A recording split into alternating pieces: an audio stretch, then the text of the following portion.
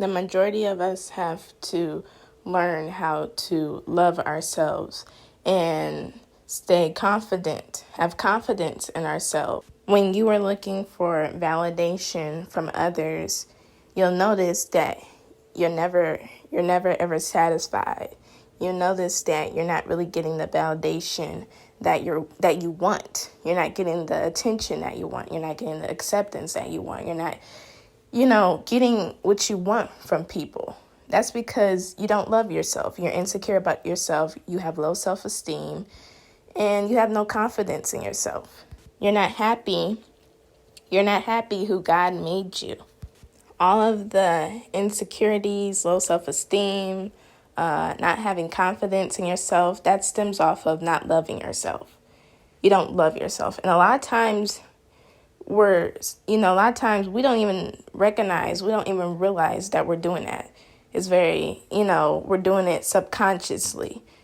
Now, some of us, we know that we're doing it, we know that we don't really love ourselves. So you're aware of what's happening and what you are doing and why you are doing it.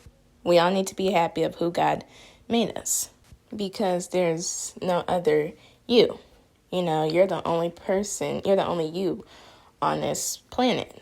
And we need to be proud of who we are, have confidence of who we are, have high self-esteem, and know that you are great. You are intelligent. You are victorious. You are handsome. You are beautiful. You can do all things through Christ who strengthens you. You have that power in the name of Jesus to do whatever you want to do. Try being unique. Try not being like everyone else. Try being, who you are. Because, like I said, who you are, you're a unique person. It's only one you on this planet. So you're different from everyone else. Why would you want to be in a box full of blue crayons when you can have your own box? Or you could be that crayon that sticks out. You can be that red crayon in a box full of blue crayons. And we all know the red crayon is the one that always gets pointed out. You see, if you're just like, if you're the blue crayon, then no one can, point you out. You're not going to get recognized, number one, and you're not going to get that validation that you want because you're just like everyone else. You're kind of like a clone like everyone else. So there's no one that can point you out. There's no one that can say great things really about you because you're just like everyone else. Don't be ashamed of who you are because you are great. And yeah, if they do talk about you, who cares? Because let me tell you something. You trying to act like everyone else. You trying to, not be who you are and stuff. They're still going to talk about you. Like, that's never going to change. They talked about Jesus as well. So, you shouldn't allow that to get to you. You shouldn't allow the devil, and his demons to get to you with that. Because whatever doesn't kill you only makes you stronger. So you're going to get stronger. I don't care what you do. There's always going to be somebody that's going to talk about you, either behind your back, either in front of you. It doesn't matter how old you are. It does not matter. There's always going to be somebody or even a couple of people that are going to be talking about you. And like I said, they talked about Jesus as well. And we all know who Jesus is. So do not let that get to you. Do not let that ruin your day because, like I said, you are unique, you are great, you are a child of God. Don't allow the devil to get to you because the devil is always going to be after you, especially if you are a child of God. The devil is always going to be after you. He's always going to try to get you. He wants you dead. That's where the devil wants you. He wants you in the grave before your time. And you cannot allow the devil to do that because we are the only ones that allows the devil into our lives. We're the only ones that allow the devil to control us. We're the only ones that allow the devil to ruin our day, to ruin our future, to ruin our life.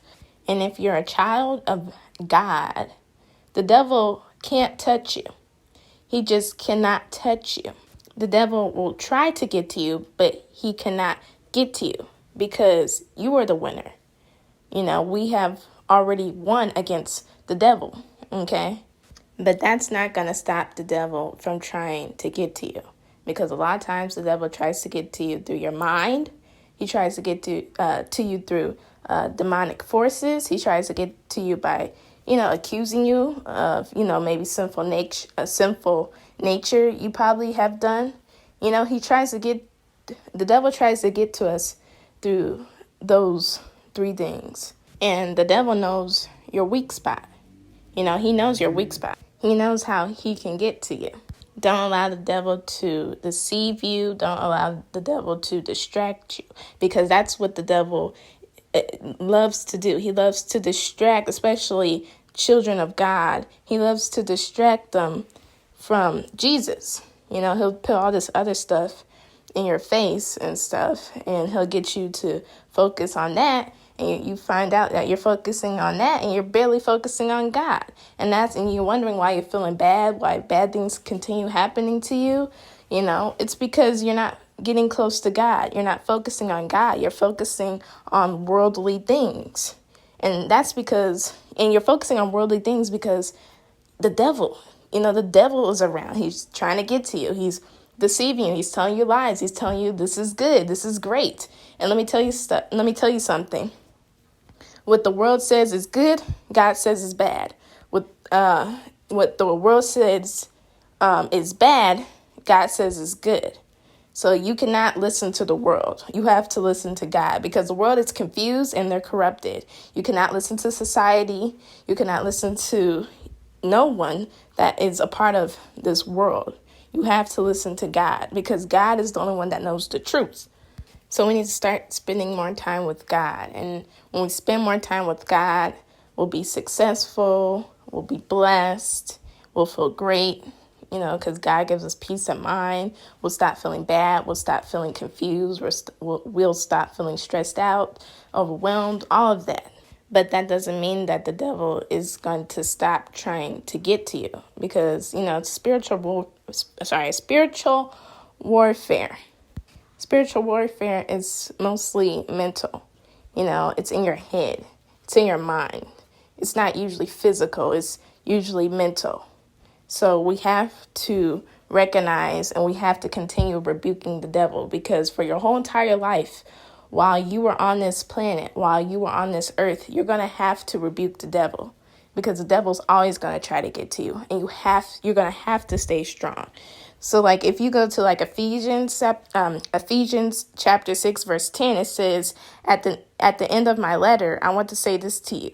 Be united with me, the Lord, so that you are strong. Then his great power will help you. Again, Ephesians chapter 6, verse 10. At the end of my letter, I want to say this to you. Be united with the Lord, so that you are strong. Then his great power will help you. So be united with the Lord. Spend time with the Lord. Get close to the Lord. So that way you can have the armor of God on you. So that way you'll be able to, not defeat the devil, because we have already defeated the devil.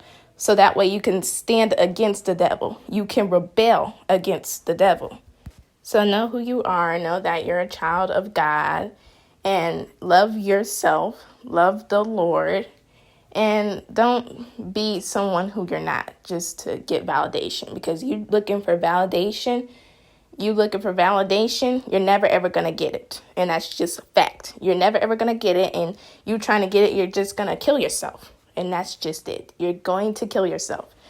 So know who you are, know who Jesus is, know that the devil is always going to be after you, and you're always going to have to rebuke him. And love yourself and love God and spend time with the Lord. And don't get distracted. Just don't get distracted with worldly stuff. Stay focused on the Lord, because that's the only way you'll be able to survive on this earth and on this planet. So stay focused on the Lord.